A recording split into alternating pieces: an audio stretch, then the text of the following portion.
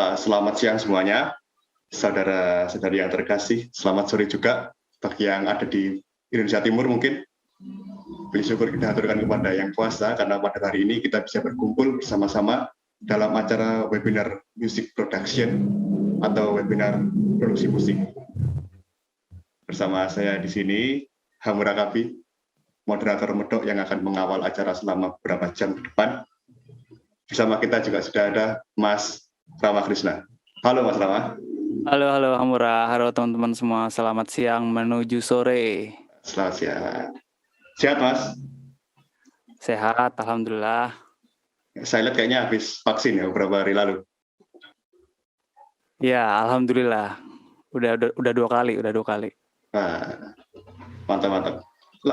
Lagi di mana nih Mas? Lagi di rumah ya? Di rumah nih. Gimana nih Mas nggak bisa pulang? Kenapa? Nggak bisa pulang lebaran? Nggak apa-apa lah. Yang penting job jalan terus kan. Waduh, itu dia yang penting ya. Ya, Mas Rama ini asalnya dari Bangkalan, dari Madura. Iya, saya dari Bangkalan, Madura, betul. Kalau saya kan dari Malang. Jadi kami berdua ini Jawa Timur Pride. Yoi, itu dia. Jawa Timur versus Aso everybody. Malang fitur Madura. Yoi. Mantap. Kita nih seminarnya bahas kuliner kan? Loh. Bukan ya? Bukan. Gimana Mas puasa? Puasa. Oke. Kalau pandemi gini gimana Mas kerjaan? Kerjaan sih tetap jalan sih ya. Maksudnya kantor juga tetap jalan walaupun kapasitas karyawannya dikurangi. Untuk yang IKJ juga kan daring ya. Jadi sebenarnya sih alhamdulillah sih lancar-lancar aja sih ya. Cuman yang agak kurang lancar yang perform aja sih, kayak misalkan manggung, wedding, apa segala macam yang bersinggungan dengan live perform sih pasti agak tersendat ya. Kalau untuk yang dunia digital yang kita bisa kerjain di rumah itu aman-aman aja sih. Oke. Terus karena live perform kan berkurang, berarti ada waktu-waktu kosong, ngapain aja Mas selama itu? Diisi sama ini sih, produksi sih. Produksi musik. Pas sama pandemi ini nggak ada hobi-hobi baru gitu atau kebiasaan baru? Hobi baru paling ini invest kripto. Wah, trader. Mantap. Karena ternyata uangnya lebih besar daripada ini ya, daripada kita manggung ya. Wah, gimana? Berarti apakah manggungnya akan dikurangi atau ditinggalkan mungkin? Enggak. Enggak ya? Enggak lah, tetap lah. Semuanya yang belum kenal, Mas Rama ini adalah seorang seniman, artis pakai T di belakang, artis. Oh ya, benar. Musisi, multi-instrumentalis, main piano, main gitar juga, main akordeon yang paling penting. Bukan begitu? Iya, Personal branding. Lalu beliau juga menjadi seorang dosen di IKJ, mengajar mayor piano dan mata kuliah yang berhubungan dengan teknologi musik. Nah, seperti yang baru disampaikan, beliau juga seorang trader kripto. Waduh, itu nggak usah diomongin. Lalu juga sedang sibuk menjadi seorang bapak-bapak gaul sepertinya. Tapi dari semua itu yang paling penting, Mas Rama ini sekarang adalah seorang produser kenamaan Indonesia yang sudah cukup jauh sepak terjangnya dan sudah melahirkan karya-karya fenomenal. Karena itulah pada hari ini Mas Rama akan membagikan pengalaman, wawasan dan pandangannya kepada kita semua. Ini sesuai dengan judulnya, topik kita pada hari ini secara garis besar adalah produksi musik.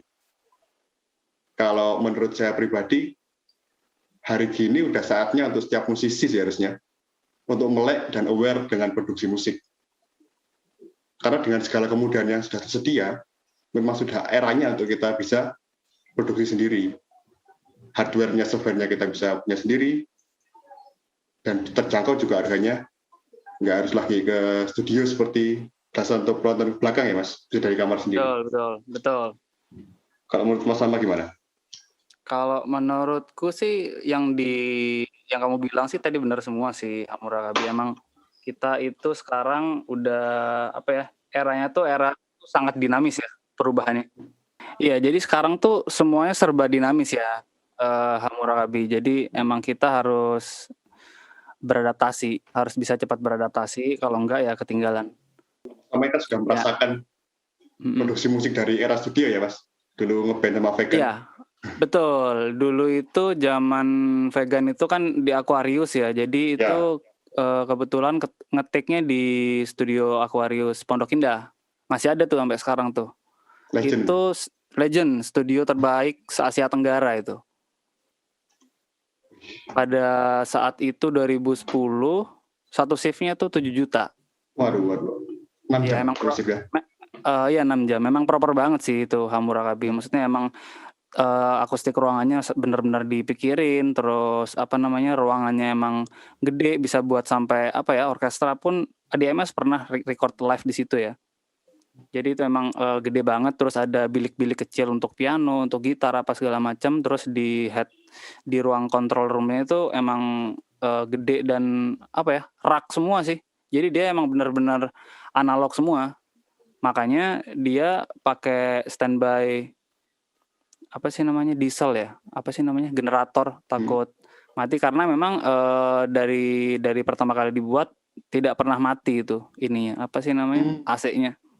Jadi emang sempat waktu rekaman di sana AC-nya mati, ada beberapa part yang angus, kayak keluar asap gitu. Jadi memang harus dingin terus katanya di sana. Oke. Sampai tahun berapa tuh Mas berkarir bersama Vegan? Sampai 2000 itu sebenarnya dari 2009 ya, 2009 baru masuk kontrak label major itu di 2010, itu sampai 2012 lah. Udah nggak lagi sekarang? Udah nggak lagi karena 3 personel yang lain kan jurusannya FFTV.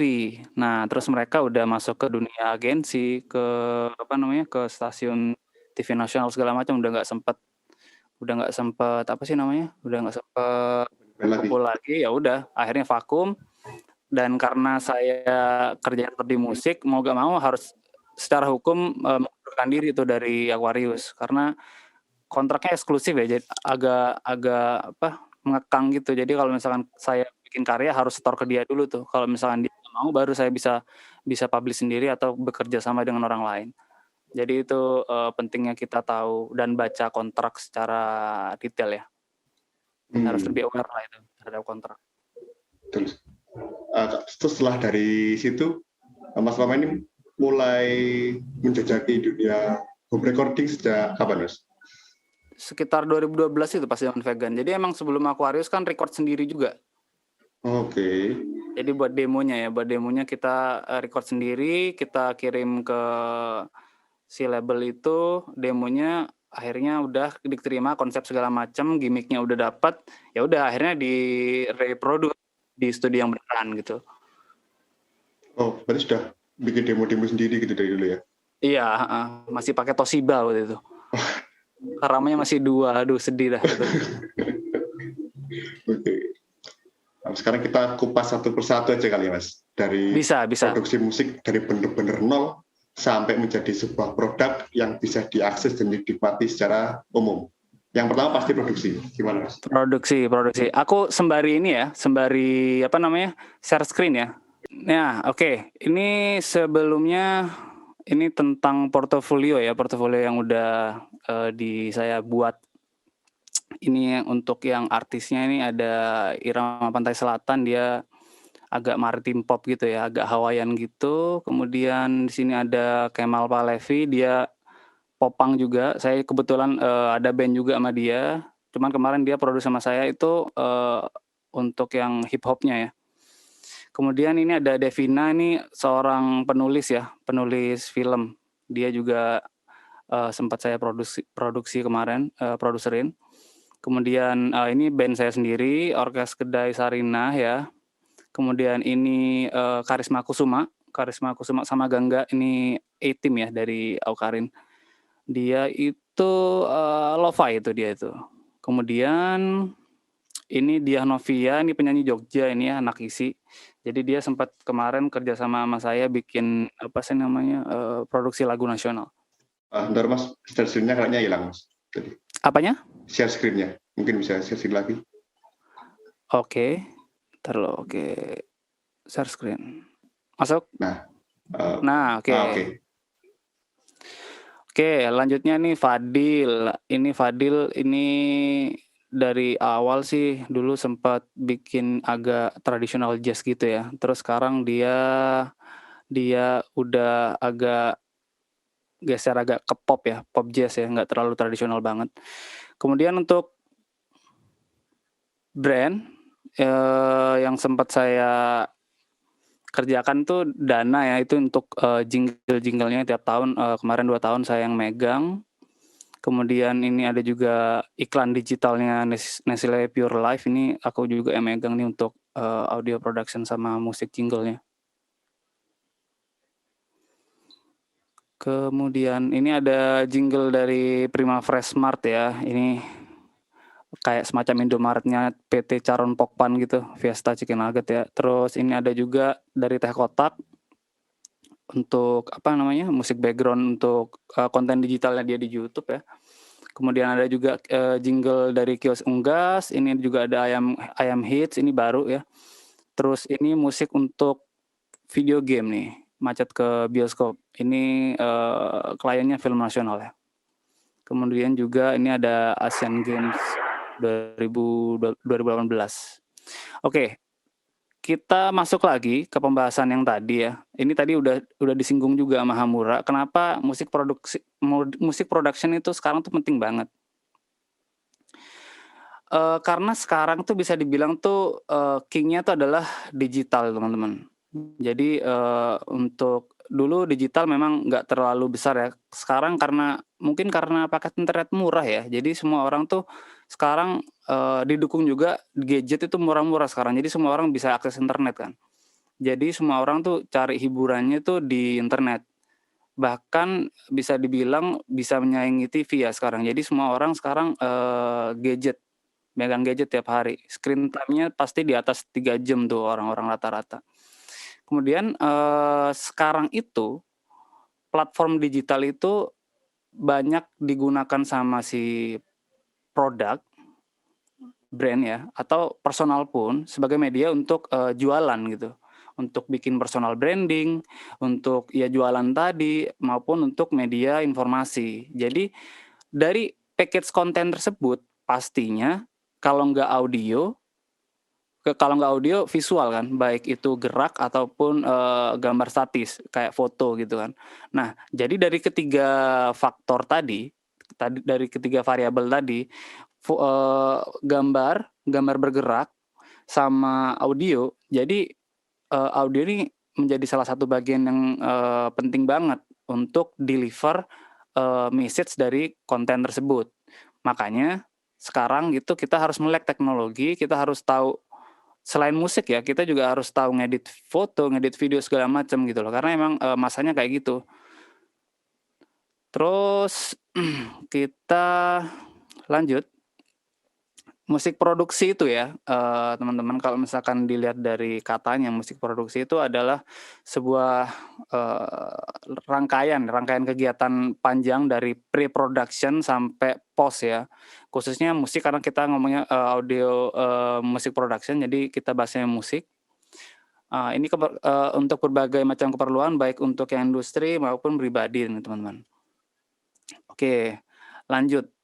Nah, ini dalam satu rangkaian musik production tadi, itu ada banyak kepala tuh, ada banyak topi yang berkecimpung dalam yang apa ya istilahnya ya, yang ada di situ. Yang nomor 1 itu adalah musik produser. Ini bisa dibilang musik produser tuh adalah apa ya, yang menggerakkan pertama gitu loh. Maksudnya yang mau produksi siapa sih ketua produksinya, kayak ibaratnya kayak gitu. Musik produser itu yang ngatur secara keseluruhan rangkaian aktivitas produksi musik tersebut, teman-teman. Jadi ini ada satu namanya musik produser ya. Terus yang nomor kedua itu ada si pencipta lagunya atau kita bisa sebut juga dengan komposer. Ya, jadi ini ada si musik produser, ada komposer, kemudian ada juga arranger ya. Arranger itu yang setelah apa ya, bahan dasar ya, maksudnya, kerangka lagu dasarnya itu udah jadi, biasanya kita butuh seorang arranger untuk, meracik lah ibaratnya, ditata lah itu musiknya biar, lebih message yang disampaikan lebih kuat. Itu gunanya arranger ya. Terus di sini juga ada music director dan juga vocal director. Kemudian yang berikutnya itu ya itu musisi itu sendiri. Jadi, ya kita pada umumnya lah, kita yang di sekolah di KJ itu umumnya kan musisi ya. Terus yang berikutnya ada sound engineer. Sound engineer itu biasanya yang, nemenin kalian di studio tuh, bisa dibilang tuh operator lah ya, operator yang ngoperate, digital audio workstation ya. Kemudian yang keenam adalah mixing dan mastering engineer. Ini biasanya beda ya, mixing engineer sendiri, mastering engineer sendiri. Nah, cuman lucunya, ini kan dari nomor 1 sampai nomor 6 pada zamanku dulu, tahun 2010 itu orangnya satu-satu tuh, teman-teman tuh. Musik produser sendiri, komposer sendiri, terus arranger-nya sendiri, vokal director-nya sendiri, terus talent musisinya itu ya kita harus manggil teman atau, pemain yang profesional, sound engineer sendiri. Nah, terus, lucunya sekarang itu banyak ini tuh digarap satu orang semua nih. Produsernya ya gua sendiri, komposernya ya gua sendiri, yang arranger saya sendiri, vokal director-nya saya sendiri, dan itu banyak sih. Maksudnya kalau misalkan, bisa dibilang, lulusan IKJ gitu, ya itu banyak sih, maksudnya yang sekaligus ya, yang sekaligus bisa garap semuanya, dan kayaknya di luar IKJ pun itu udah banyak orang yang melakukan semua topinya, satu orang dengan berbagai macam topi. Jadi digarap sendiri. Karena ya itu informasi mudah didapat, dari YouTube bisa belajar, dari teman-teman juga bisa belajar, terus, cara kita untuk bisa dapat software-nya pun gampang, baik yang sisi pembajakan atau beli originalnya kan juga nggak terlalu mahal ya teman-teman. Jadi memang, kenyataannya pada saat ini tuh memang agak berbeda dengan zaman, 2010 awal ya, atau ke belakang. Oke, kita lanjut dulu. Nah, ini cycle-nya ini teman-teman ya. Yang pertama itu ada pre-produksi. Itu biasanya kita melakukan aktivitas yang namanya brainstorming sama klien ya. Stretching, scratching, idea, kita bikin lagunya, terus bikin aransemen standar. Kemudian, langkah berikutnya itu adalah produksi ya, itu proses rekaman itu sendiri. Kemudian ada yang namanya post produksi. Itu biasanya aktivitasnya itu editing dan mixing mastering, teman-teman. Dan yang terakhir, publikasi dan promosi. Ya, kita breakdown satu-satu ya. Brainstorming itu kenapa penting? Karena kita sebagai musik produser ya, kalau kita sebagai musik produsernya, kita tuh harus tahu tujuan si artis itu nge-hire kita untuk bikin, karya ini, itu tujuannya untuk apa gitu loh. Apakah untuk kepentingan pribadi kah? Berarti kita tidak peduli dengan pasar ya, yang penting kita, eee eee, membantu si klien untuk mewujudkan apa yang diinginkan dia. Cuman kalau misalkan, ini untuk komersil, nah di situ tugasnya musik produser itu juga ngasih advice ke si klien, baiknya seperti apa, jangan seperti apa, tentunya dengan data ya, dengan referensi gitu. Misalkan, ini kliennya untuk iklan Tokopedia gitu loh. Tokopedia kan, nggak terlalu biasanya iklannya kan nggak terlalu resmi ya, maksudnya agak lucu-lucuan, ya udah musiknya harus diarahkannya ke yang nggak serius gitu loh, ke yang fun gitu. Jadi tugas dari musik produser itu mengarahkan atau ngasih advice ke si klien ya. Makanya brainstorming itu, diskusi awal, itu sangat penting karena biar, lebih terarah. Jangan sampai kita udah udah sampai tahap mixing, wah ini kayaknya nggak enak nih, ulang lagi dari awal, bongkar lagi, buang waktu dan buang budget. Kemudian yang kedua itu adalah menentukan vibes secara keseluruhan, genre musiknya mau seperti apa, instrumentasinya seperti apa, alatnya apa aja yang mau dipakai ya. Kemudian flow produksinya seperti apa, timeline-nya juga seperti apa, itu misalkan targetnya misalkan ini harus kelar akhir bulan, berarti ya kita bikin tuh time schedule-nya itu. Habis itu budgeting plan, itu penting juga karena kita kan harus nge-hire orang lain ya kalau misalkan untuk produksi besar gitu, nggak bisa sendiri. Misalkan saya nih bisa main semua instrumen gitu, cuman kan kalau misalkan dalam kebutuhan yang besar sekali, ya mau nggak mau ya harus bayar orang, si musisi yang ini, yang kita perlukan. Misalkan trompet gitu ya, kita harus bayar orang pemain trompet gitu loh. Jadi ini semua tuh harus di-budgeting dari awal, biar deal-deal-annya enak tuh sama si klien. Kemudian yang kedua, ini adalah proses aransemen teman-teman. Jadi dalam proses aransemen itu awalnya kita harus bikin kerangka musik dasar. Misalkan kita mau bikin lagu apa ya, lagu EDM gitu ya, harus jelas tuh, misalkan intro berapa bar, kemudian kita bikin verse-nya berapa bar, habis itu transisinya berapa bar, drop-nya berapa bar, habis itu balik ke verse atau balik ke mana, itu harus ditentukan di awal. Sekaligus kita bisa ngukur misalkan kalau misalkan buat lagu di Spotify gitu ya, pada umumnya kan 2 menit 3 menitan, jangan sampai 6 menit gitu. Kalau 6 menit kan nggak radio friendly ya, maksudnya kalau zaman dulu ya, istilah zaman dulu nggak radio friendly. Walaupun bukan Beatles, Queen akhirnya mematahkan itu ya, 6 menit tetap radio friendly. Ya, itu tujuannya untuk kita biar lebih jelas aja. Kan kalau misalkan kita mau kalau kita mau traveling ya, kita kan harusnya, oh besok gue kesini, habis itu gue kemana, jadi jalannya lebih cepat dan nggak lebih terarah aja. Yaitu pentingnya kerangka awal. Kemudian yang kedua kita bikin vocal guide. Habis kita bikin vocal guide, kita baru tuh setelah bikin kerangkanya misalnya pakai piano udah kelar satu komposisi, vokal masuk, habis itu baru deh kita tambahin elemen pendukung, misalkan bass atau mau ditambahin string, gitarnya mau seperti apa, cara mainnya, tekniknya seperti apa, terus karakter sound-nya mau seperti apa. Tentunya kita lebih baiknya itu harus ada referensi dulu ya, biar nggak terlalu liar lah gitu explore-nya gitu. Jadi kita tetap ada garis merahnya, kita mau seperti apa, vibes-nya seperti apa. Kemudian dan juga kita harus plotting vokal harmoninya ya. Biasanya kan kalau misalkan untuk di musik-musik pop gitu, biasanya di ref tuh biasanya ada vokal harmoni, suara 1 2 lah ibaratnya. Buat menguatkan pesan dari lagu tersebut dan juga getting interesting secara terus-menerus dari si pendengar.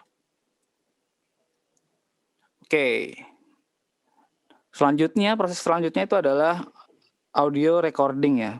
Jadi proses rekaman itu sendiri. Biasanya ini diisi dengan perekaman MIDI instrumen. Ini biasanya bisa pakai VSTI ya, bisa pakai kontak segala macam, ataupun real instrumen. Dan di situ pun ada, biasanya kalau pakai MIDI ya, tetap kita humanizing ya. Jadi tetap biar bisa mendekati real instrumen.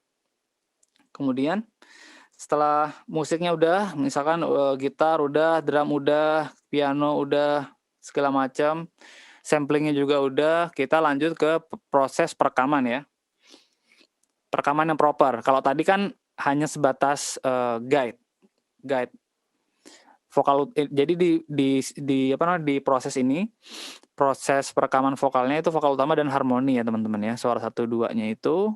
Dan kemudian biasanya pada proses ini, biasanya tuh ada kayak semacam ide-ide baru tuh. Jadi adjustment pada aransemen.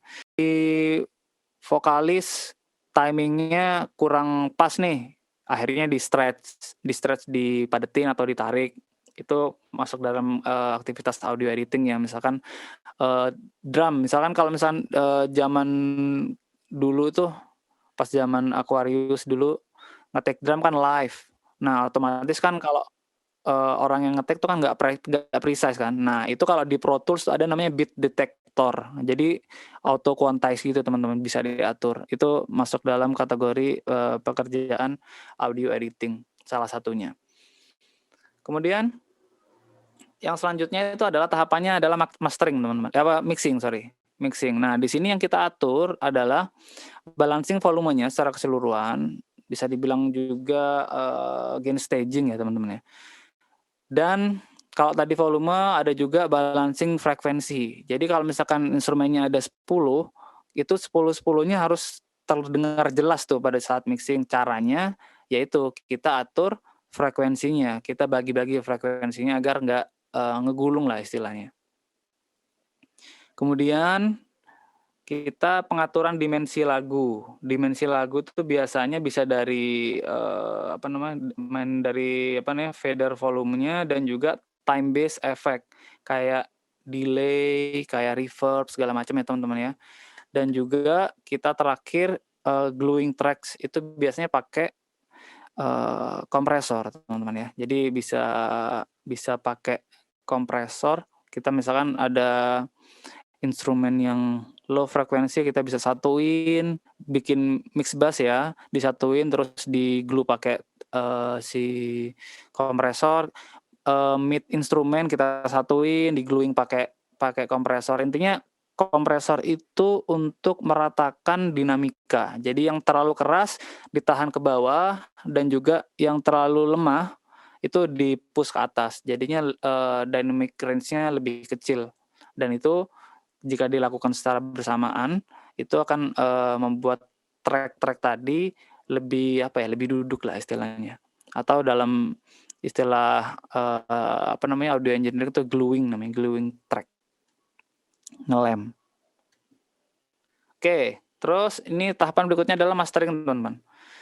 Jadi biasanya kalau udah masuk mastering, itu udah nggak tidak bertatap muka dengan multi track yang tadi ya. Jadi biasanya kalau udah mastering tuh ya udah satu gelondongan gitu dari hasil mastering tadi di-print jadi satu gelondongan, baru masuk ke file baru untuk mastering.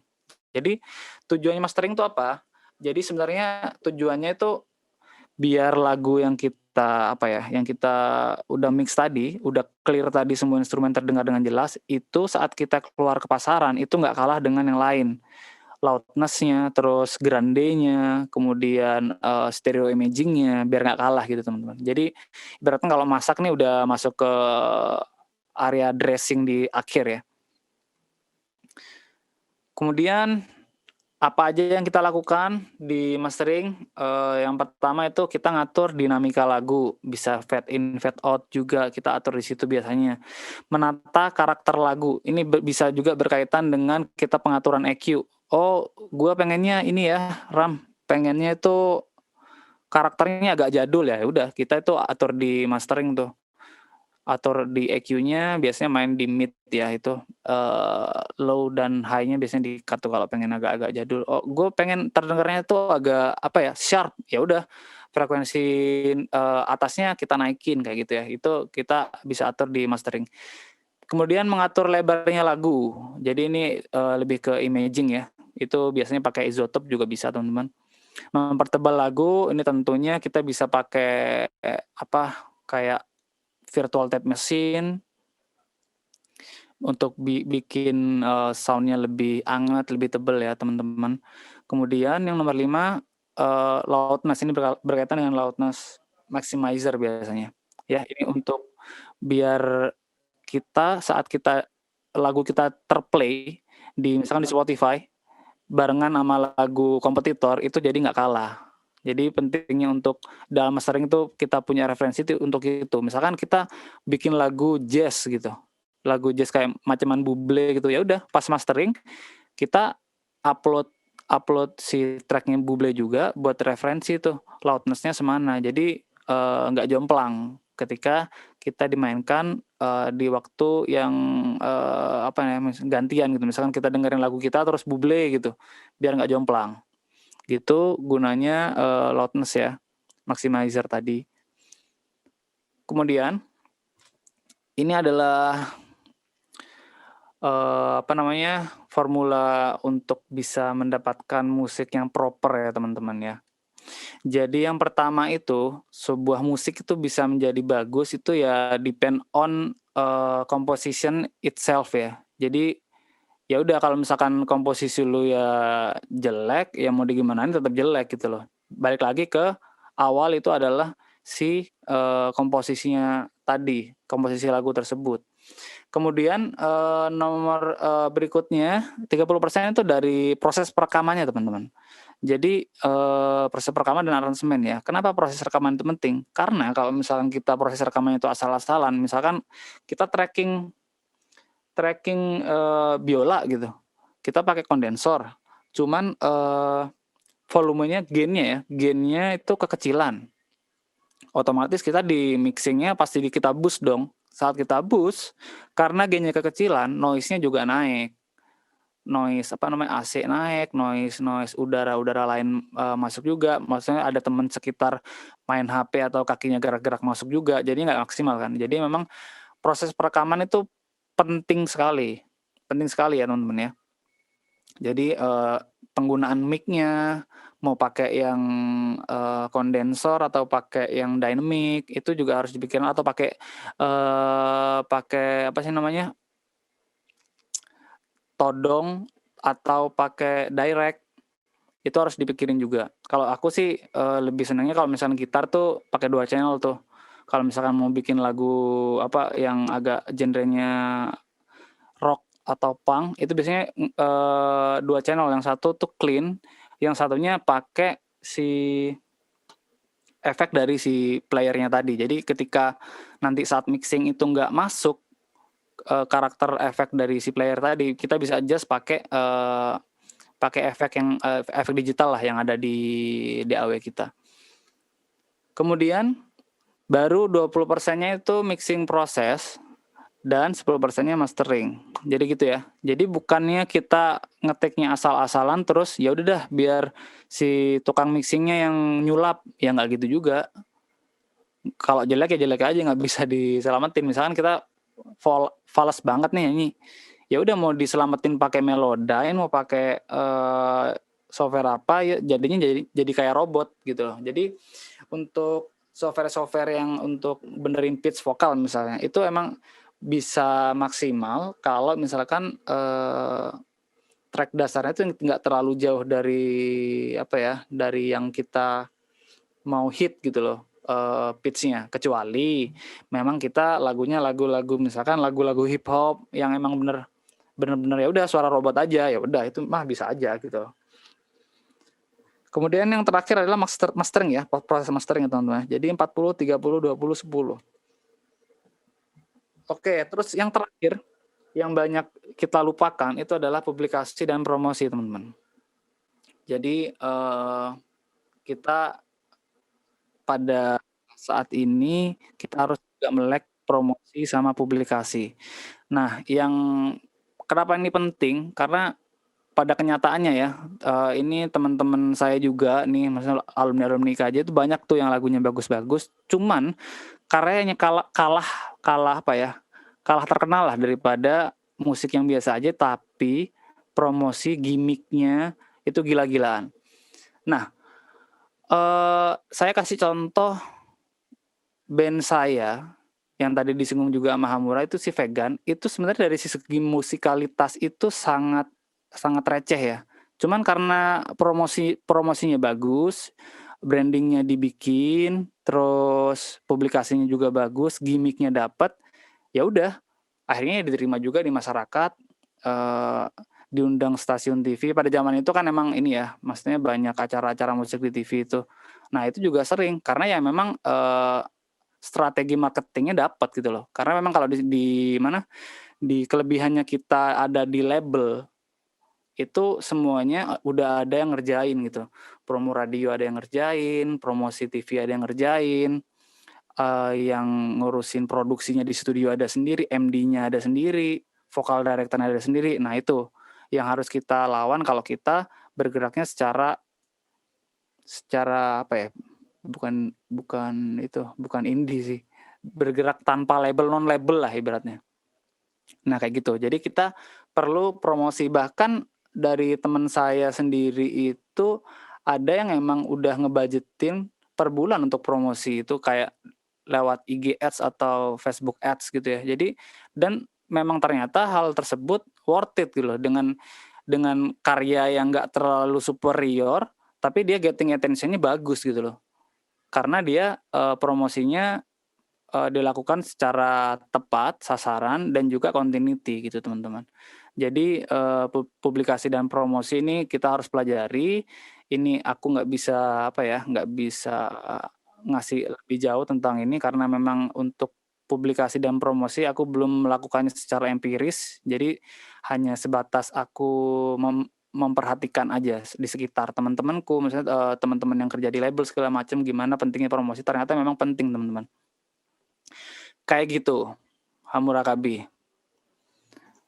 Silakan teman-teman kalau ada yang mau ditanyakan. Saya ada pertanyaan dulu, Mas. Siap. Kalau sudah membuat proses produksi karya kan sudah mengorbankan banyak hal, waktu, pikiran, tenaga, uang. Kalau nggak dirilis kan sayang. Tapi seperti yang tadi Mas Rama sampaikan, kita kan sudah nggak terlalu perlu lagi major label ya. Akun YouTube bisa bikin sendiri. Untuk rilis di digital platform juga sudah ada agregatornya. Tapi mungkin nggak semua dari kita tahu caranya ya. Bagaimana bisa menjangkau di digital platform. Mungkin bisa dijelaskan, Mas. Oke. Ini juga aku sebatas pengamatanku ya. Karena memang kalau untuk masukin ke situ tuh misalkan dari bandku sendiri atau dari project-project ada klien itu memang ada orangnya sendiri yang masukin. Cuman dari pengamatanku sih sesimpel kita cari agregator aja sih. Agregator banyak kan, ada DistroKid, ada Massive Music, ada apalagi Insight Indo. Itu tinggal dicari kontaknya. Jadi kita hubungi. Ya udah, Mas saya mau publish ini di digital streaming platform ya. Ya udah, biasanya langsung dikasih kontrak. Nah, baiknya dibaca dulu. Biasanya ada dua hal nih. Ada yang sharing profit. Biasanya 70-30, 70 kita, 30 mereka si agregatornya, atau kita bayar annual fee per tahun. Biasanya misalkan 600.000, terserah lu mau ngupload berapa lagu setahun, bebas, royalty full di lu gitu. Jadi itu balik lagi ke masing-masing agregator teman-teman. Cuman di luar agregator tadi yang perlu kita pelajari juga itu adalah publishing, dan juga kita harus paham yang namanya LMK, Lembaga Kolektif Musik. Nah, itu yang kemarin lagi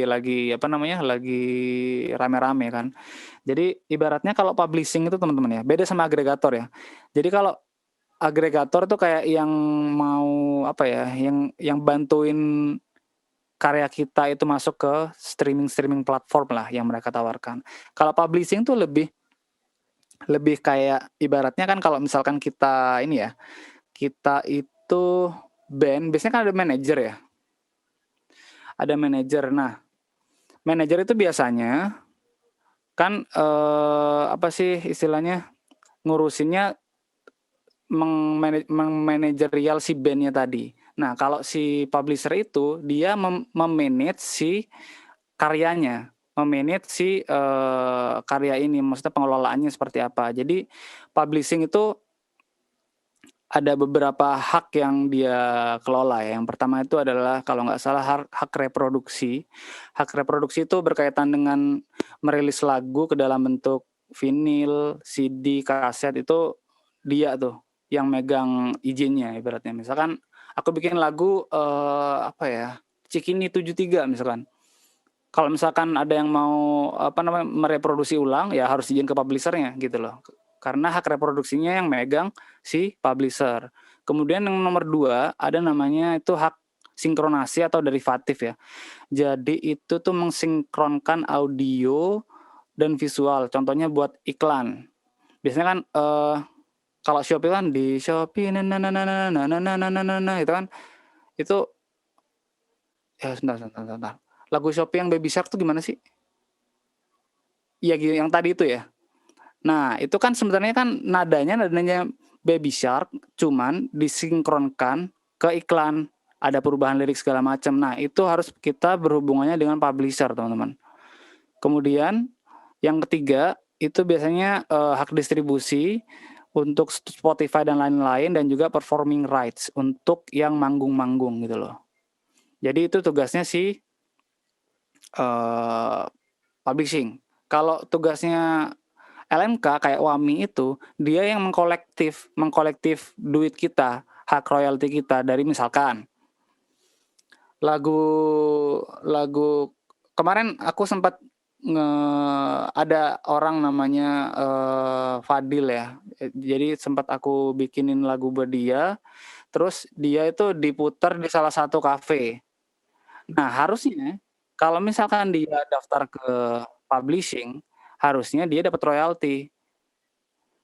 Karena biasanya, untuk, kafe-kafe tadi, untuk ngeplay lagu itu biasanya dia beli beli, apa ya, paketan gitu, bundle gitu ke LMK untuk diputar. Jadi dari bayaran tadi akan dibagi rata kepada artis-artis yang ada dalam bundle tersebut gitu loh. Jadi ini sebenarnya udah dijalanin dari dulu ya, dari udah lama, cuman baru di mall-mall gede kayak Senayan City, PIM, PS, Grand Indonesia itu mereka udah bayar apa, bundle ke LMK.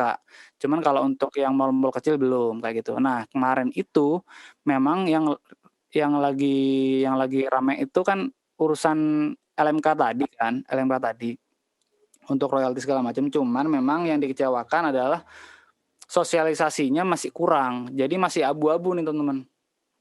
Maksudnya, gimana cara kita dapetin hak hak kita apa segala macam masih abu-abu gitu. Ini akan menjadi baik bagi si musisi atau pencipta lagunya tadi, kalau, peraturannya diterapkan dan juga sosialisasinya gitu loh. Jadi itu tadi ada 3 hal ya, ada agregator, publishing, sama, lembaga manajemen kolektif ya, LMK. Kalau di Indonesia yang gede itu WAMI, gitu, Hamura.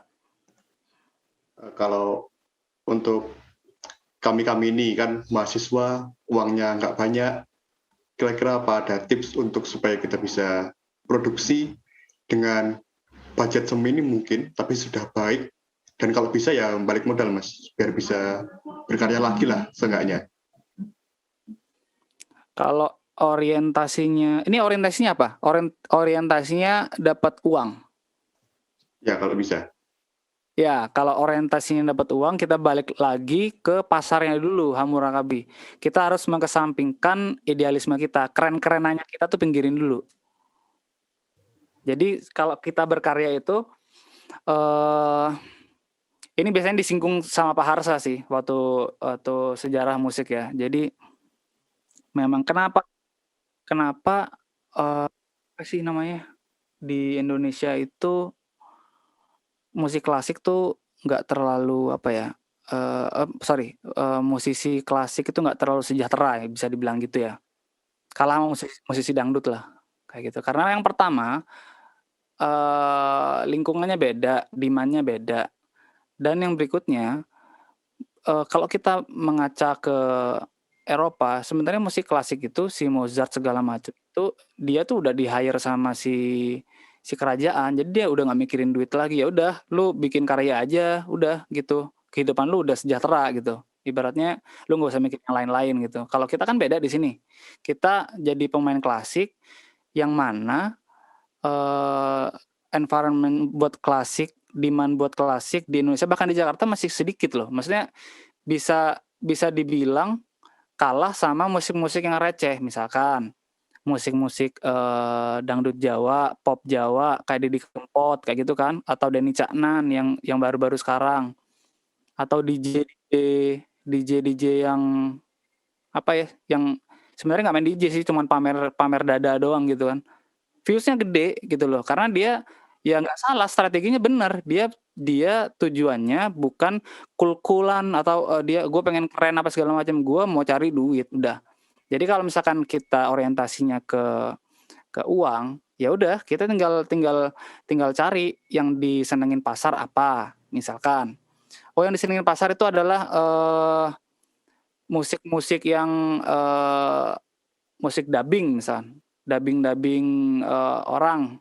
Itu ada tuh di lulusan IKJ juga, si Erikson tuh kan sering bikin tuh, orang lagi ngomong apa, meme apa, dimusikin kayak gitu. Itu kan sebenarnya receh, cuman lucu gitu loh. Jadi, engagement-nya tinggi kayak gitu. Atau kalau kita mau nge-band, ya udah yang paling gede apa di Indonesia? Dangdut, Melayu. Ya udah kita bikin, hal-hal yang relate dengan kita, isu-isu relate, dibalutnya dengan musik-musik Melayu atau dengan musik-musik dangdut.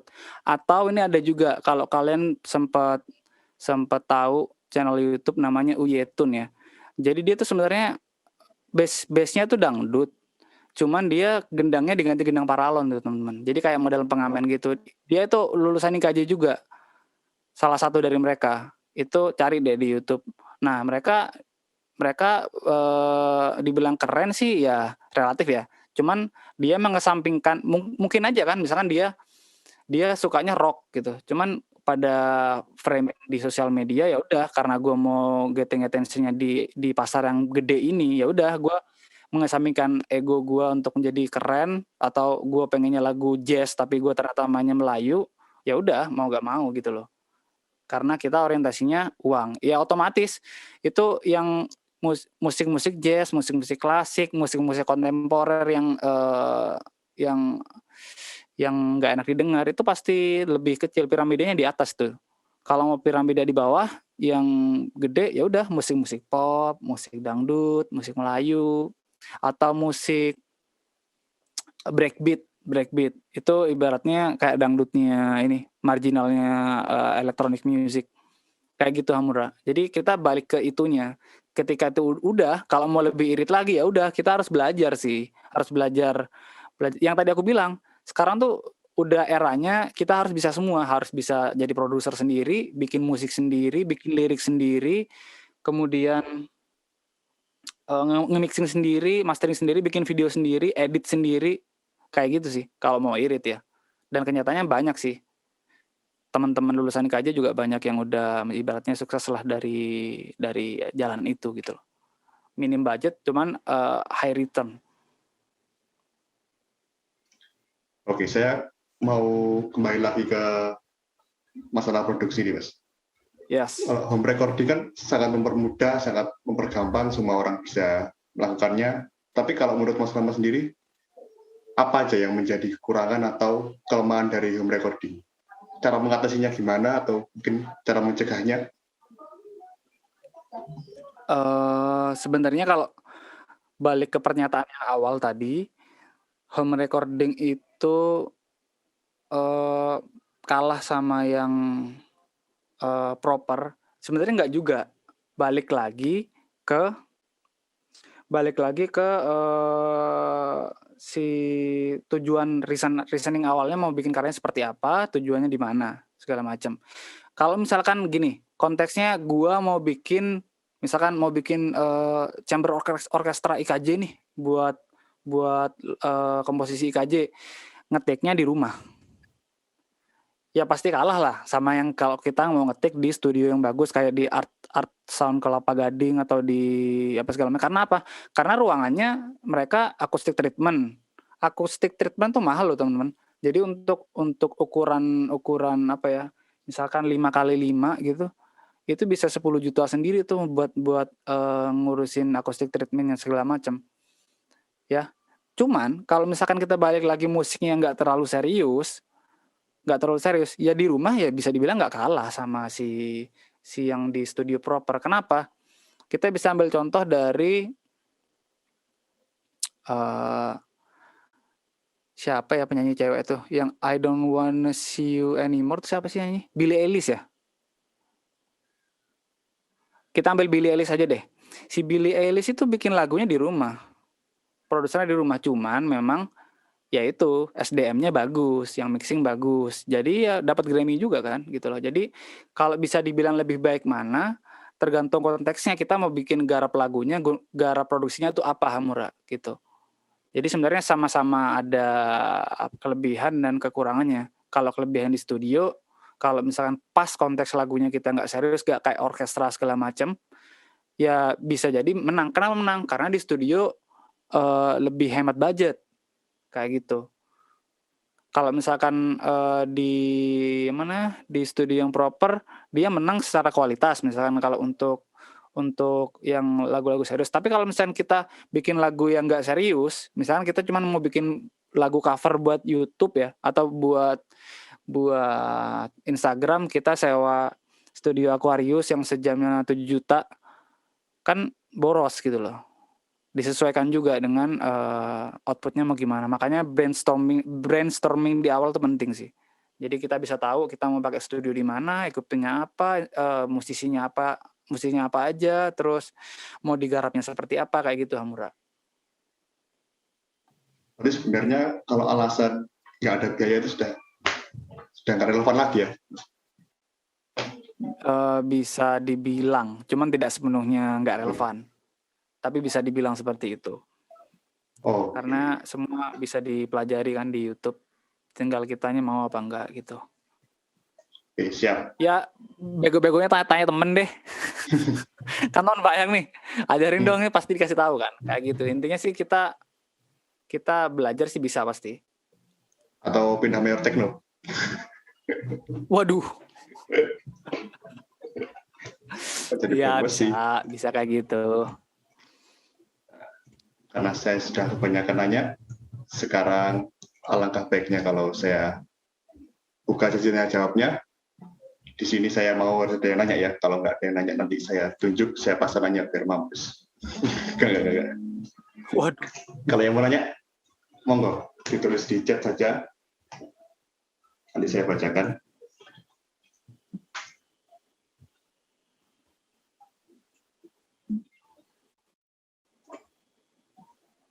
Kalau nggak ada nanya, apa saya lagi aja yang nanya?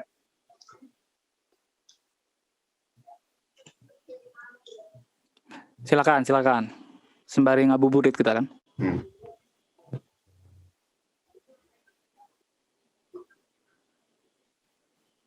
Mungkin saya dulu aja kali Mas yang nanya. Siap, Hamura. Kalau misalnya ada yang masih pengen bisa merilis album secara fisik, kira-kira gimana Mas prosedurnya sampai bisa memasarkannya juga? Kalau jadi ada beberapa pilihan sih. Kita mau direct selling atau kita bekerja sama dengan store ya. Jadi yang sekarang itu lebih banyak orang direct selling karena semua orang sekarang mau ngapa-ngapain itu based on personal branding di sosial media kan. Selama kita di sosial media bagus, kita buat ngejual pun juga gampang. Kita nggak perlu store kayak dulu itu ada Aquarius, toko Aquarius ya, yang jual CD gitu, yang di Mahakam tuh yang akhirnya tutup kan. Paling untuk sekarang yang masih bertahan store fisik itu paling sebentar. Di M-Block Space tuh apa ya namanya ya? The Majors atau Lokananta. Jadi sih kebanyakan teman-teman saya yang di skena itu banyakan sih ya ini direct selling ya. Dan juga fisik itu jatuhnya bukan sebagai kita dengerin, jatuhnya sebagai merchandise sih. Karena orang sekarang males lah pakai CD segala macam, cuman ya kita beli itu hanya sebagai karena keloyalan kita terhadap si band tersebut. Kayak kemarin si White Shoes itu senior kalian juga tuh. Angkatan berapa tuh? 2000. Itu Uncle John tuh. Nah, dia White Shoes kemarin ngeluarin tuh bundle fisik ya. Bundle itu cuman dia di dalamnya tuh nggak cuman jualan CD, cuman dia tuh ada fotonya, ada ceritanya segala macam. Dan foto-fotonya tuh bukan foto-foto yang biasa. Jadi foto-fotonya benar-benar yang bisa apa ya? Ya kalian beli bundle itu udah kayak ngelihat pameran sih. Foto-fotonya keren segala macam. Makanya dia jual harga 250 itu langsung sold out tuh. Jadinya karena demand-nya udah baik, maksudnya dia personal si udah kuat, personal si branding si band dan masing-masingnya kuat, dan fansnya banyak dan loyal, ya kuat-kuat aja. Maksudnya kita bikin fisik dengan modal gede, ternyata cuan juga gitu loh. Dan setelah beberapa bulan udah kelar, akhirnya kemarin banget tuh 2 minggu yang lalu pas waktu aku sempat ke M-Block tuh ketemu mereka, ternyata mereka ngerilis yang versi CD biasa murah. Jadi untuk yang orang nggak kebagian kemarin, yang package bundle itu dia ngeluarin yang sendiri. Nah terus juga ada Irama Pantai Selatan itu, dia kemarin ngerilis fisik cuman kaset. Ya sekarang orang ngeplay kaset di mana? Jatuhnya sih ya ini sebagai apa ya, merchandise untuk kita dengerin sehari-hari, ya kita pakai ini ya, streaming platform ya, karena udah geser ya, kita udah nggak zamannya beli satu kan. Dulu zamannya iTunes awal-awal kan, kita kalau pengen ngeplay di situ kan harus beli baru bisa ngeplay. Nah sekarang ternyata orang udah digeser untuk bayar annual per bulan, tapi lu bisa dengerin semua yang lu mau gitu. Jadi akhirnya kesampaian juga tuh ke situ. Jadi emang sekarang tuh eranya digital platform, streaming platform, dan kalau misalkan kita mau bikin mau bikin fisik, baik itu vinil atau CD atau apa ya, atau kaset, yaitu ya kita ya udah hanya sebatas sebagai apa sih istilahnya, sebagai merchandise kayak Danila kemarin segala macam. Merchandise ya, saya yakin sih orang nggak ngeplay dari CD ya. Itu kemarin saya beli CD si White Shoes, nggak saya play juga, saya pajang aja situ tuh. Gitu Hamura. Oke, saya sampaikan aja. Kalau yang mau nanya mungkin bisa raise hand. Ini sudah ada 2 yang raise hand. Silakan Bang Nawal, yang raise hand pertama kali, bisa mengajukan pertanyaannya. Sore Mas Rama. Ya, sore Noval. Mas, tadi mau nanya Mas, yang tadi Mas Rama bilang yang keren-kerenan itu dipinggirin dulu tuh.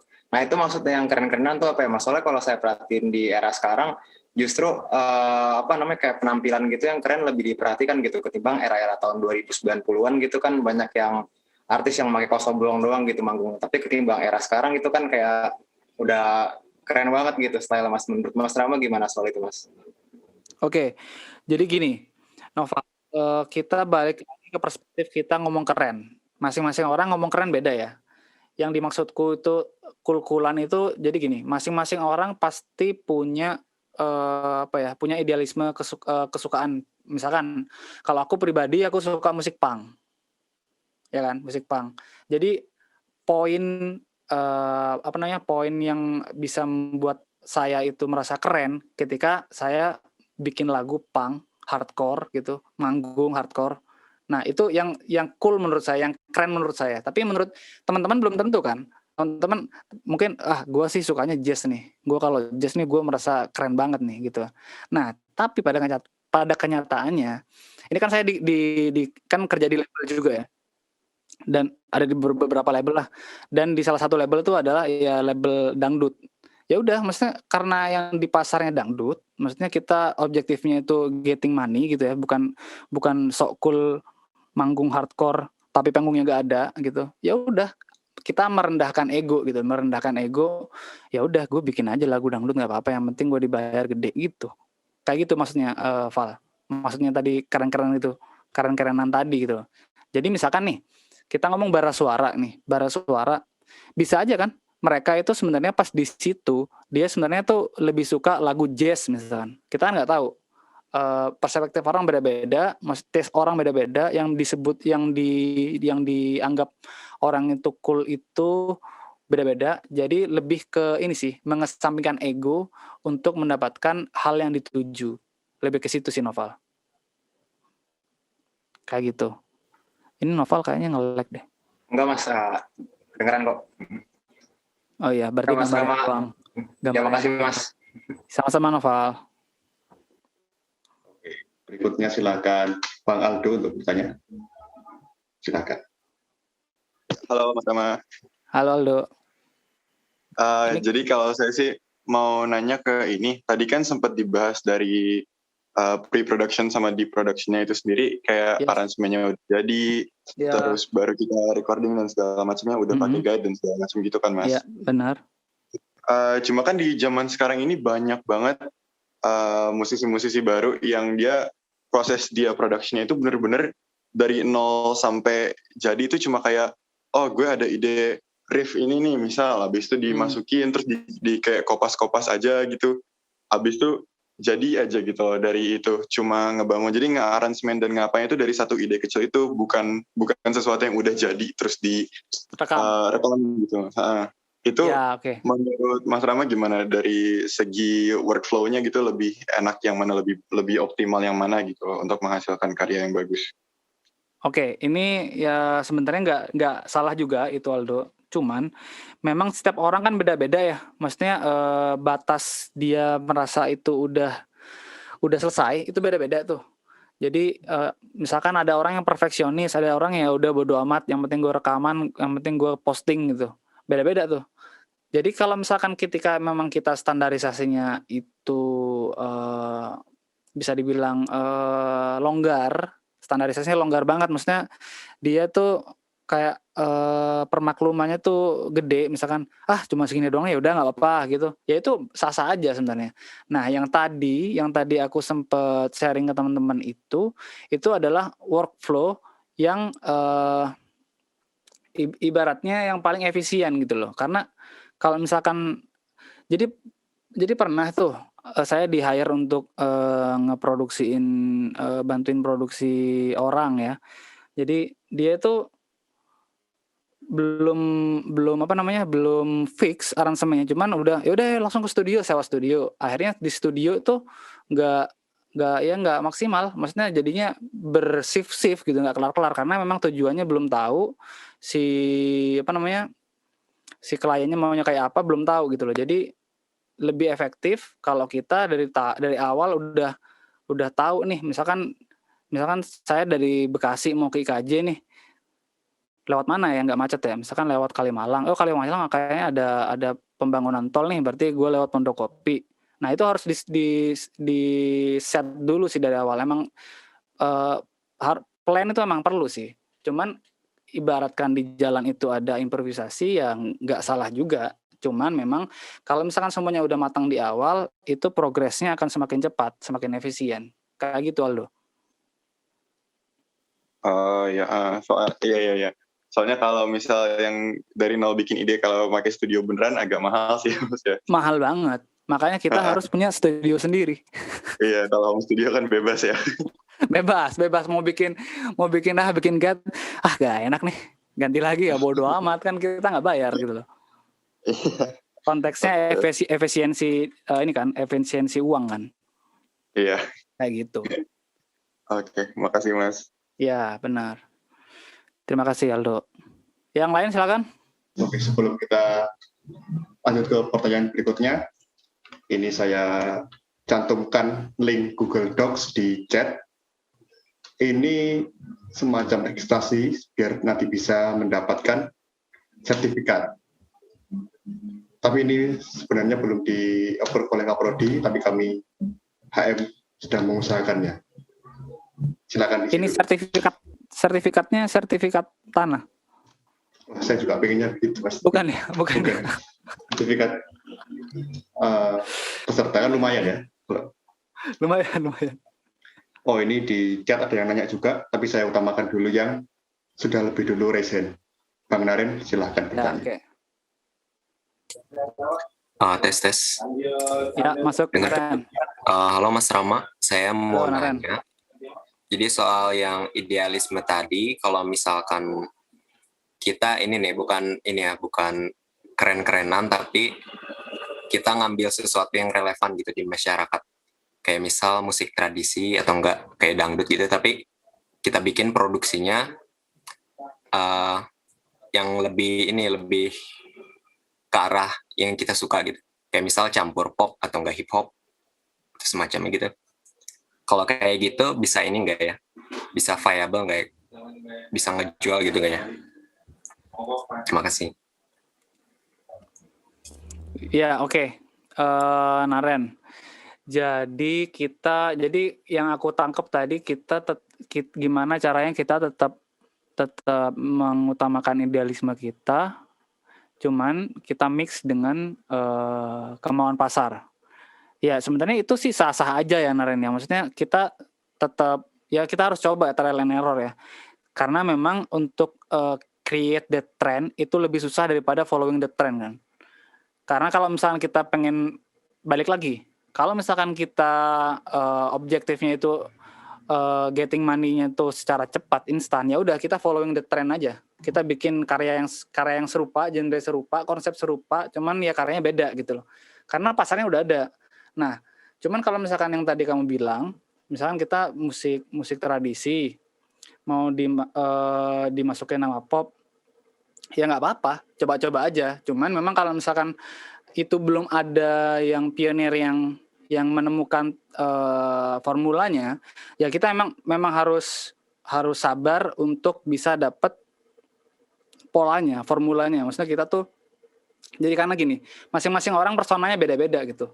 Jadi orang yang emang ada personanya dia jago banget, habis itu terkenal misalnya gitu. Ada orang yang karena mainnya biasa aja, mainnya fals ya terkenal juga gitu. Balik lagi ke personanya masing-masing Naren. Jadi misalkan bisa aja misalkan bikin kayak gitu.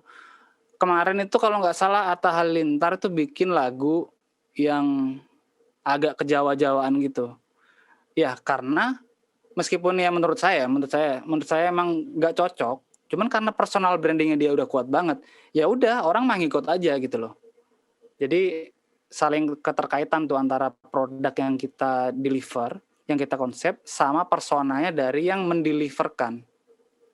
Oleh karena itu memang sekarang nih bisa dibilang kalau kita punya personal branding, kita punya persona, itu akan lebih mudah kita approaching konten atau approaching idealism ke masyarakat, terutama ke followers kita. Gitu Naren. Oke. Terima kasih Mas. Sama-sama Naren. Oh ya boleh ini nggak boleh tambah? Silakan. Ada ininya nggak contoh, misal yang orang yang udah melakukan itu dan sukses gitu selain Atta Halilintar? Yang aku bilang yang menurutku itu sukses itu adalah Uyetun. Kamu cek deh di mana namanya di YouTube Uyetun. Nah jadi gini, memang kemarin itu sempat saya itu deket sama si Denny Caknan itu ya. Maksudnya Denny Caknan tuh yang penggantinya si Didi Kempot tuh kan. Jadi dia penyanyi pop Jawa gitu. Jadi dia itu lagunya viral. Kebetulan tuh yang manajernya tuh bos saya di kantor kan. Nah, habis itu lagu dia itu dengan lagu yang proper ya, maksudnya musik pop Melayu agak dangdut dikit. Nah, akhirnya di cover tuh sama yang lulusan IKJ itu Uyetun itu di cover dengan cara packagingnya itu lagunya kayak lagu-lagu pengamen gitu loh. Pengamen, cuman dia campur juga ada kayak ada synthesizer-nya gitu.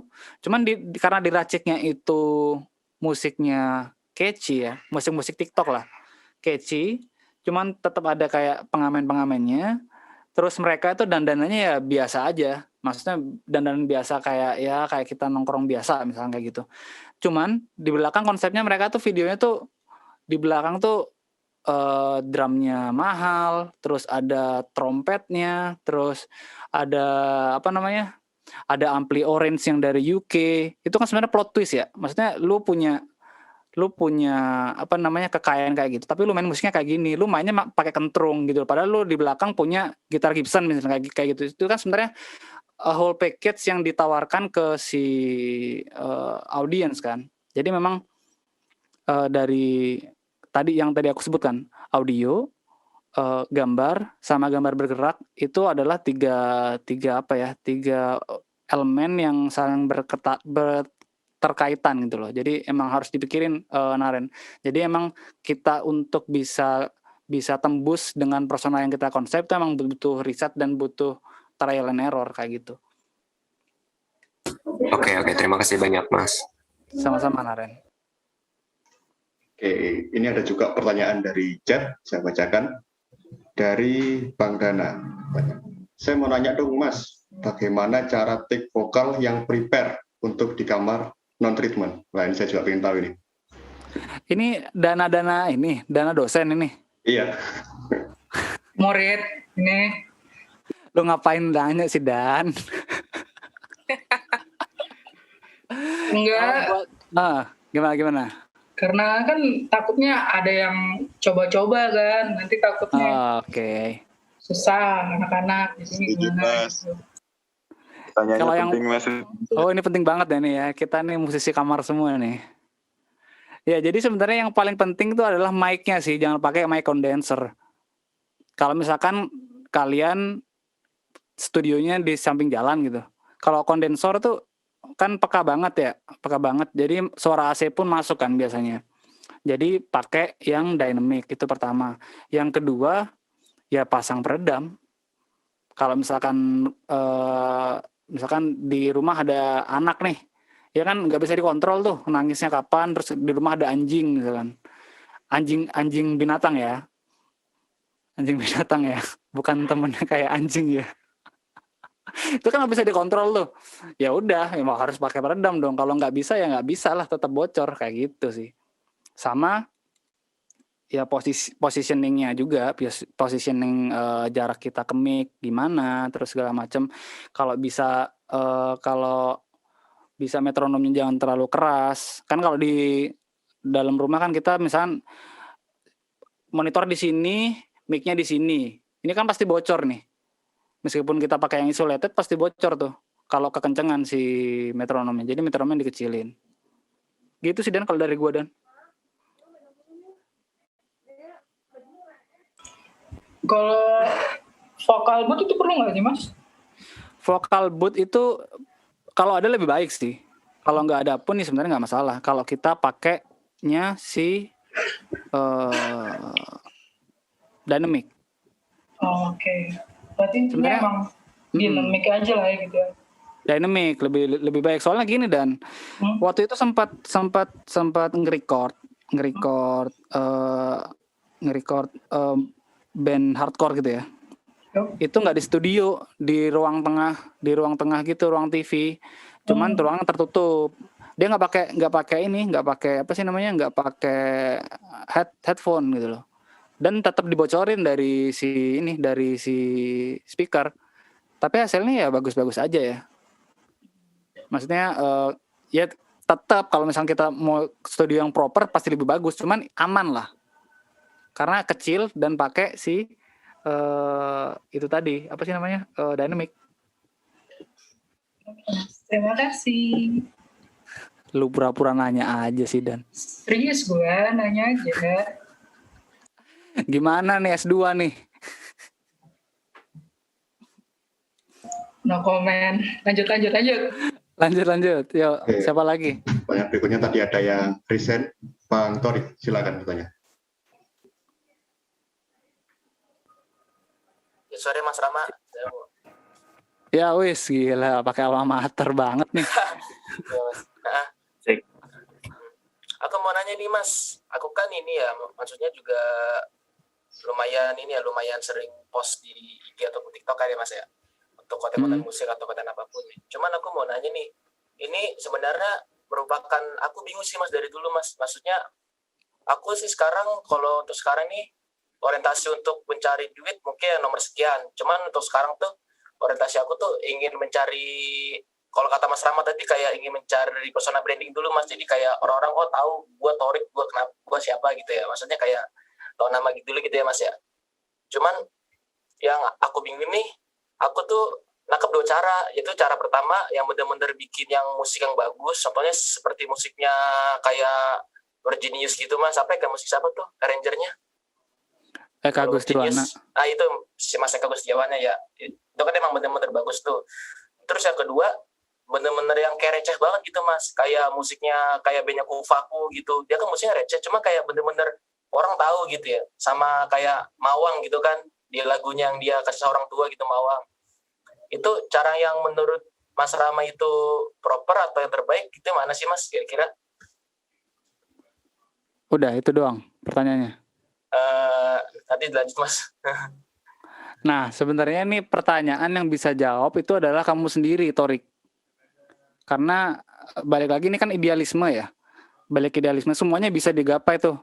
Mau kita mau yang keren-kerenan, kalau misalkan kita keren-keren, kita bisa jebol juga. Maksudnya dalam artian kita bisa ibarat viral lah. Kalau kita emang benar-benar jago nih bikinnya dan melakukan hal se-effort itu nggak masalah gitu loh. Kalau kita milih yang receh, kita ya bener juga, cuman kita bisa nggak dapat vibes recehnya gitu, karena receh itu nggak semua orang bisa receh gitu. Jadi masing-masing orang delivernya beda nih, kayak komika ya. Komika misalkan ada temanku Kemal Palevi, terus ada Rigen, ada Rispo misalkan. Dia nyampain satu kalimat beda-beda karena beda-beda cara deliver sama kayak gitu. Jadi cocoknya yang mana?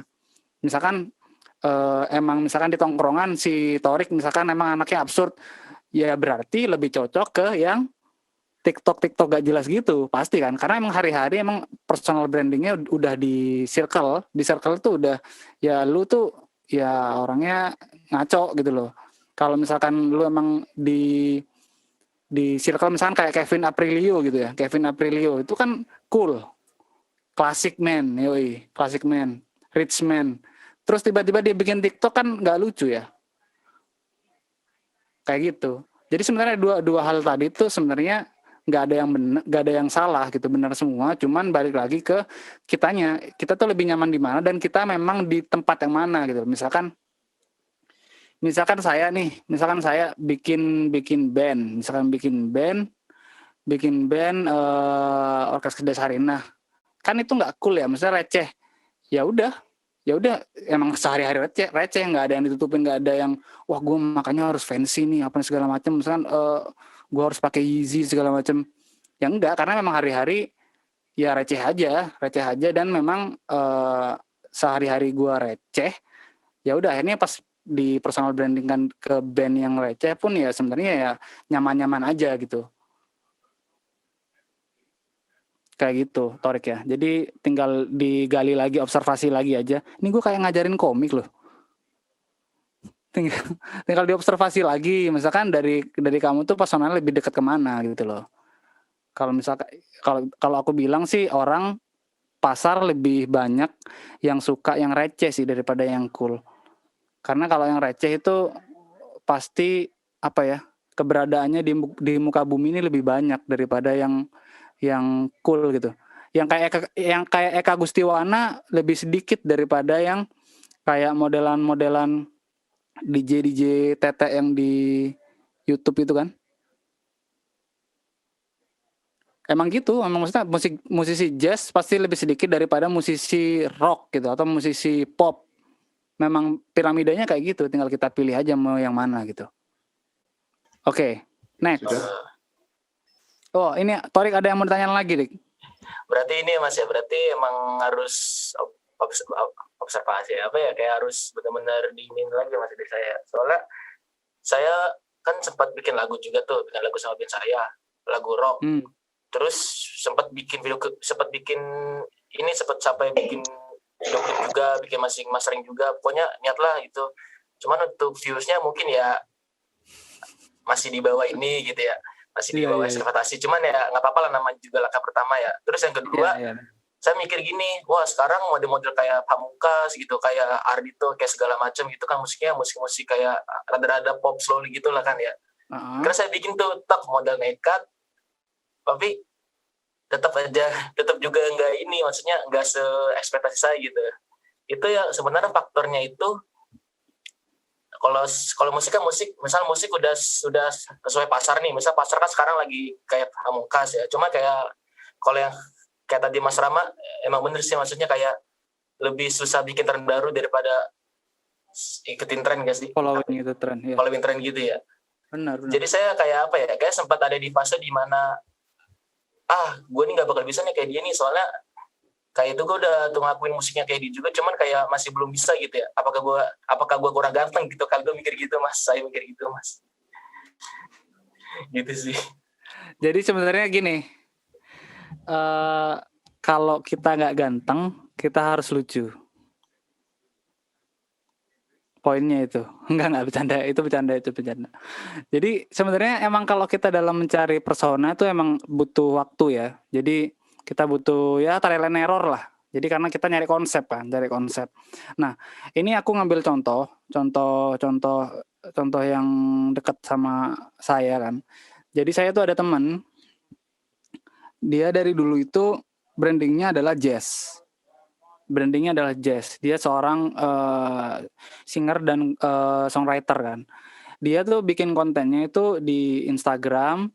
Dia tentang cara-cara bikin lagu, atau dia cover, main ukulele segala macam. Udah. Dan dia rajin ngeluarin kontennya dia.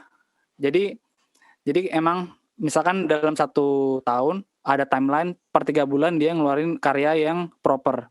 Di setiap minggu dia keluarin karya-karya yang kecil, karya-karya yang receh buat maintain si followersnya tadi, ya kan, buat maintain engagement. Plus dia mainin hashtag. Ini kayak ini ya, kayak kayak bahas bukan musik ya. Nah, plus dia IG Ads, dia mainin IG Ads. Jadi tiap bulan dia alokasiin dana 800.000 buat promosi. Ya udah, followersnya naik secara organik, engagementnya bagus. Cuma pas waktu dia kemarin akhirnya nyoba bikin TikTok konten tentang saham, ternyata engagementnya lebih gede gitu loh.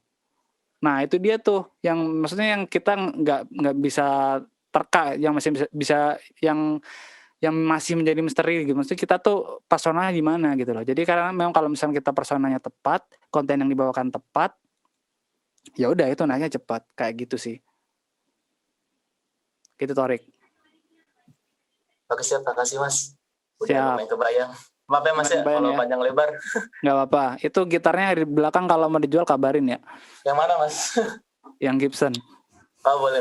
Itu bukan Gibson mas, itu Epiphone. Oh Epiphone. Iya. Siap.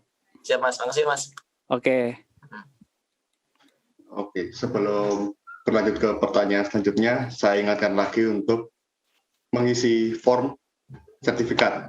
Ini saya tampilkan lagi linknya, karena waktu kita juga sudah nggak banyak, tinggal 10-15 menit lagi. Pertanyaan saya tutup, ini tinggal 2 pertanyaan terakhir. Dari chat ada Bang Ali bertanya. Jadi begini Mas, saya lagi proses pembuatan karya saya. Di sini saya mengolah musiknya sendiri, tapi saya selalu merasa kurang puas dengan olahan saya sendiri. Mas Lama, apakah punya solusi untuk permasalahan ini? Terima kasih. Ya, jadi solusinya adalah sholat istighfar. Itu tuh kita minta petunjuk kepada Allah. Itu dia. Itu pernyataan yang tidak bisa dibantah itu, karena menyerempet agama. Enggak, itu bercanda ya. Jadi sebenarnya kita perlunya itu second opinion tuh di situ. Karena memang kalau misalkan kita kebetulan tipe orang yang perfeksionis, itu nggak bakalan kelar sih. Benar. Jadi kita harus, yang pertama harus redam ego juga. Yang kedua, kita harus kasih denger karya kita ke orang yang belum pernah dengar sama sekali. Karena kalau misalkan kita udah overheard, jadinya tuh sesuatu yang bagus jadi nggak bagus gitu loh. Jadi kayak misalkan ini teman-teman, misalkan kita pacaran ya, pertama kali pacaran tuh seneng kan, terus pas ketemu tuh terus biasa aja kayak gitu. Nah jadi pentingnya kita second opinion itu di situ. Kita kasih lagu kita ke orang yang belum pernah dengar karya kita sama sekali. Kita minta pendapat dia, udah cukup apa belum. Bisa jadi sebenarnya udah kelar, cuman kitanya aja kebanyakan BM kayak gitu. Jadi kita ya itu, maksudnya kita kasih ke teman-teman kita yang belum pernah dengar, kasih feedback dong gimana, udah oke, ya udah cukup, nggak usah terlalu kita bikin sesuai dengan keinginan kita, maksudnya kita bikin garap secara maksimal banget gitu. Karena semakin lama produksi kita bakalan kesalip sama orang, satu, untuk rilisnya. Yang kedua, saat kita udah siap untuk merilis, karya kita udah keburu basi. Misalkan dari genrenya udah basi, trennya udah nggak kesana. Kalau misalnya kita avoid the trend, ya current issues-nya udah lewat gitu loh. Misalnya kita bicara tentang politik pemilihan presiden gitu, kita wah ini nih kurang bagus, ternyata dirilisnya itu 3 tahun setelah pemilihan presiden, jadinya kan udah nggak relate kan, kayak gitu. Jadi sih ini juga tips ya buat teman-teman ya. Jadi kalau kita punya karya, gak usah bagus-bagus, quantity dulu aja, quantity yang banyak. Setelah quantity banyak tuh kan pasti ada yang head comment tuh. Nah dari situ kita ngebentuk. Ini udah dikerjain sama si teman saya juga, si Kemal tuh, kakak tingkat kalian juga tuh, anak teater. Jadi dia cobain semua tuh lagu punk ya. Kalau lagu punk sih emang bagus karena memang backgroundnya di situ. Pas waktu awal-awal dia temenan sama yang Lex, dia kan bikin hip hopan tuh, belajar rap tuh. Saya bikinin juga beberapa musiknya. Ya head comment-nya banyak, cuman karena dia rajin bikin kontennya, ya mau gak mau kebentuk juga tuh. Kayak kita ini aja, kita misalnya nggak biasa nyanyi nih, tapi karena kita sering open mic, sering karaoke, itu ya ujung-ujungnya ya udah nyaman aja sama mic gitu. Quantity build quality, itu idealisme saya. Ada orang maksudnya yang penting kualitas bagus, ya nggak apa-apa juga, nggak salah. Cuman ya kalau misalkan kita belum sampai ke tahap kita bisa bikin yang kualitasnya bagus, itu akan waktunya akan lama, dan ketika kita udah rilis, trennya udah beda gitu loh, jadi basi lagunya. Kayak gitu. Siapa tadi, Ale? Iya Mas. Ada. Tadi aku lagi di tempat yang berisik. Jadi kalau kemarin tuh aku gini sih Mas. Kemarin tuh aku tuh coba apa sama cara aku ngikutin cara yang tadi Mas Rama bilang, suruh temen tolong dengerin gitu, ya kan. Terus aku mintain pendapat, ada kurangnya gitu kan. Ini kurangnya ini gini.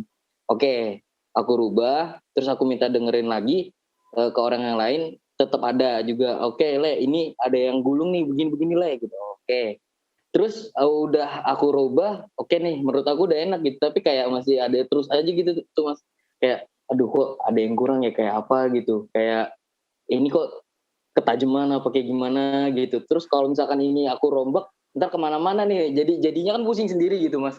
Kalau ada yang satu dirombak, ntar yang lainnya juga ikut kerombak, ntar ada file yang ada yang berubah jadi nggak enak semuanya, jadinya takutnya kan gitu tuh.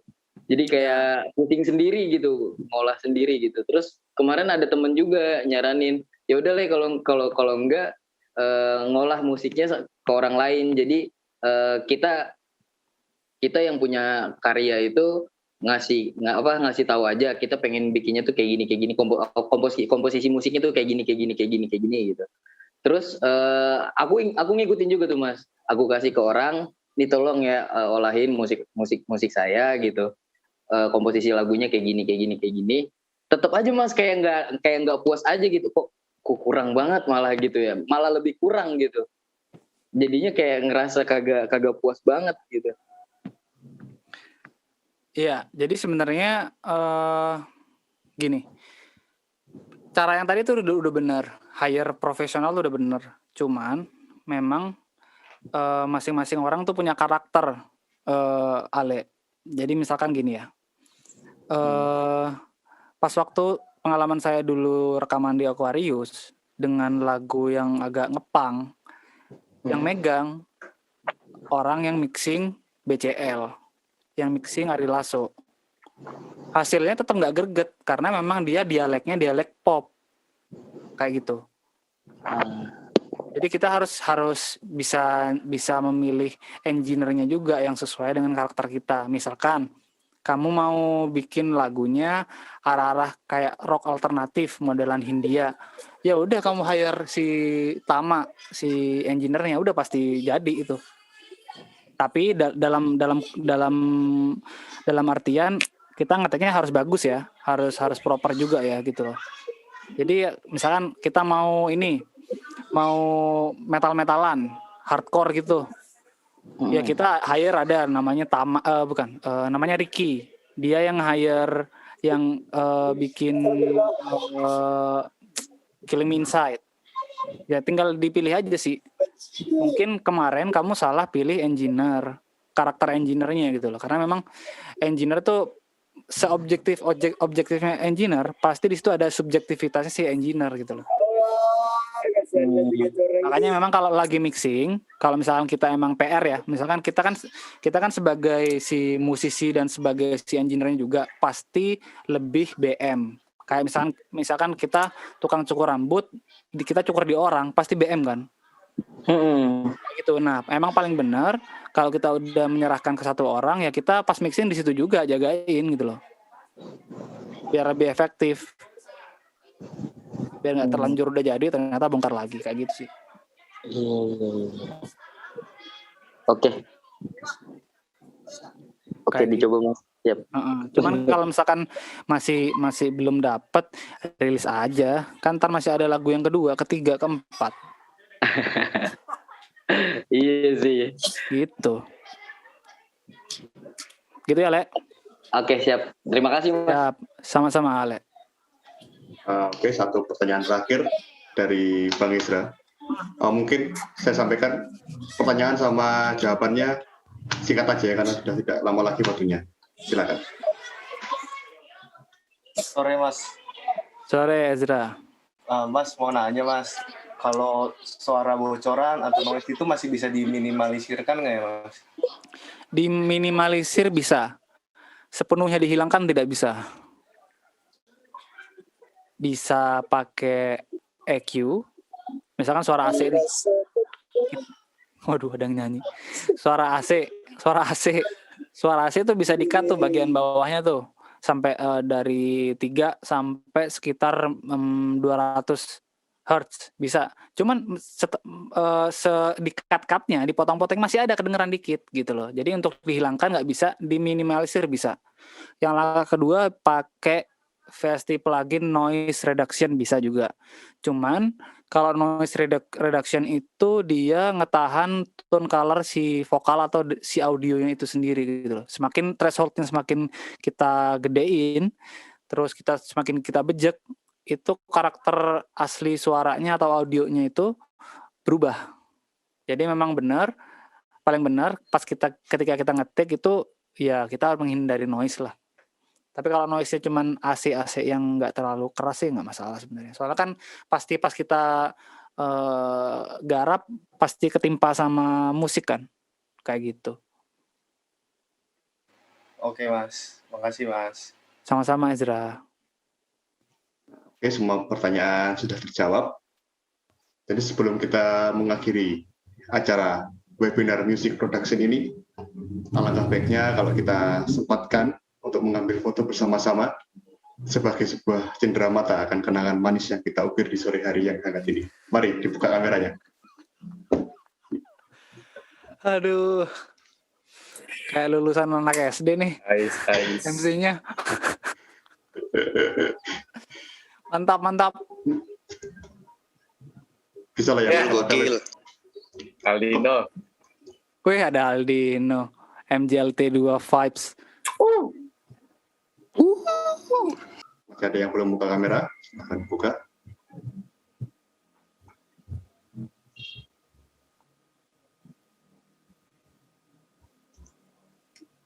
Rodney. Halo.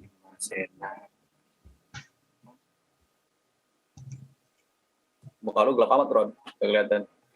Ini yang nggak buka kamera ketiduran atau gimana nih? Atau malu? Tidur Bang. Itulah. Kita langsung saja kita foto. 1, 2, 3. Lagi. Gak bisa nyalain kameranya. Waduh, sayang sekali. Gila, Aldino nih emang irama pantai selatan banget nih. Es kelapa muda. Es kelapa muda. Oke, bebas mungkin. Saya ambil lagi foto. Oke, bebas. 1, 2, 3. Lagi. 1, 2. Oke. Kita sudah bincang-bincang dari terima kasih. Tadi sampai sekarang banyak sekali ilmu dan insight yang kita dapatkan dari Mas Lama. Terima kasih banyak Mas Lama. Semoga kita semua teman-teman senantiasa diberi kesehatan, kewarasan. Amin. Semoga rezekinya melimpah. Amin. Jabatan terus. Amin. Semoga kita jangan lupa absen guys. Jangan lupa absen sama-sama guys di kampus. Terima kasih semua. Amin. Terima kasih sudah hadir dan berpartisipasi. Teman-teman. Silakan kita meninggalkan. Terima kasih. Sayonara. Yo.